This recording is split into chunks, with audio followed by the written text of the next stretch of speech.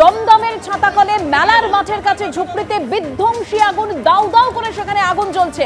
আমাদের প্রতিনিধি সুকান্ত মুখোপাধ্যায় সরাসরি রয়েছে, আরো পরিস্থিতি সম্পর্কে জানবার চেষ্টা করব। তার আগে ছবি আপনাদেরকে দেখাচ্ছি কিভাবে সেই ঝুপড়িতে আগুন জ্বলছে, দাউ দাউ করে আগুন জ্বলছে, কালো ধোঁয়া বেরোচ্ছে সেখান থেকে।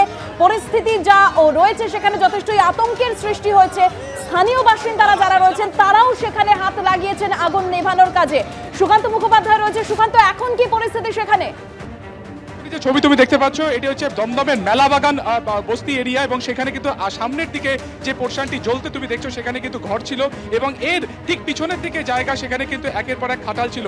আজকে ঠিক 1 ঘন্টা আগে এখানে আচমকাই আগুন লাগে এবং দমকলের একাধিক ইঞ্জিন এখানে কাজ করছে। তার পাশাপাশি যারা স্থানীয় বাসিন্দারা রয়েছেন, পাশের যে দুটি ডোবা রয়েছে সেখান থেকে তারা ক্রমাগত আগুন যেখানে জ্বলছে সেখানে তারা কিন্তু জল পৌঁছে দেওয়ার চেষ্টা করছেন, তারা কিন্তু আগুন নিয়ন্ত্রণের চেষ্টা করছেন। তবে যে ছবি এই মুহূর্তে দেখা যাচ্ছে যে আগুন কোনোভাবে নিয়ন্ত্রণে নেই, এবং যত দূর চোখ যায় সেখানে কিন্তু একেবারে আগুন জ্বলছে। এই মুহূর্তে যে ছবি দেখা যাচ্ছে আগুন পুরোপুরি জ্বলছে। দমকল দূর থেকে কাজ করছে, অন্য পোর্শন থেকে তারা কাজ করছে। মূল যে ঘটনাস্থল অর্থাৎ বস্তির একটা বড় অংশ জুড়ে যে এই আগুন লেগেছে তার একটা নির্দিষ্ট পোর্শনে আমরা রয়েছে, এবং সেখানে পাশের যে সমস্ত জলাভূমি আছে সেই জলের জায়গা থেকে কার্যত ক্রমাগত বালতি দিয়ে সেই জল কিন্তু তারা আগুন নেভানোর চেষ্টা করছেন।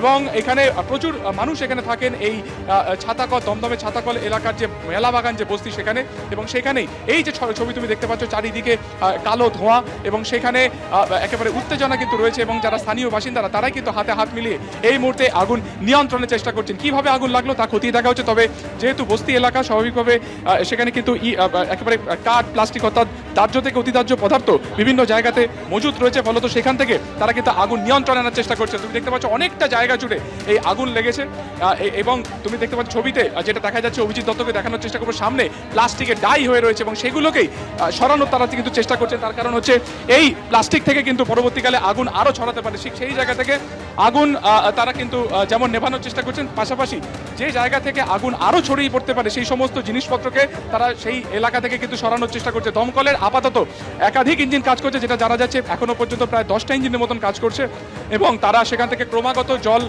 যেমন একটা দিকে দেওয়ার চেষ্টা হচ্ছে, অন্যদিকে যারা স্থানীয় বাসিন্দারা তারা কিন্তু বালতি নিয়ে বিভিন্ন জায়গা থেকে, সোর্স পয়েন্ট থেকে তারা জল নিয়ে মূল যে ঘটনাস্থল সেখানে তারা পৌঁছানোর চেষ্টা করছে। কেউ আটকে রয়েছে কিনা সে ব্যাপারে এখনো পর্যন্ত কোনো খোঁজ খবর পাওয়া যায়নি। আগুন লাগার পরই যারা স্থানীয় বাসিন্দারা রয়েছেন তারা কিন্তু সেখান থেকে বেরিয়ে এসেছেন, এবং যে ছবি দেখা যাচ্ছে দাউ দাউ করে আগুন জ্বলছে, এবং একেবারে দূর থেকে এই কালো ধোঁয়া অর্থাৎ আগুনের কালো ধোঁয়া তা কিন্তু দেখা যাচ্ছে। ফলত সব মিলে এই মুহূর্তে দমদমের এই যে মেলাবাগান বস্তি তা কার্যত ভস্মীভূত হয়ে গেছে, এবং এই বস্তির সামনের দিকে যে জায়গাটা তুমি দেখতে পাচ্ছ সেখানে কিন্তু মূলত বস্তিতে লোকজন থাকতেন।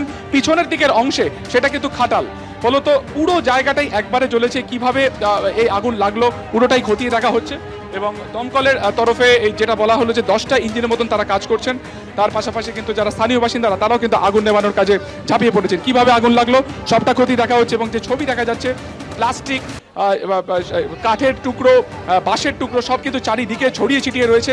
সেগুলোকে একটা জায়গা থেকে সরিয়ে নিয়ে যাওয়া হচ্ছে, তার কারণ আগুন রীতিমতো কিন্তু ছড়িয়ে পড়ছে এবং অনেকটাই ক্ষতিগ্রস্ত হয়ে গেছে। কিন্তু অর্থাৎ যে কটি ঘর ভেতরে ছিল সবটাই কার্যত ক্ষতিগ্রস্ত হয়েছে।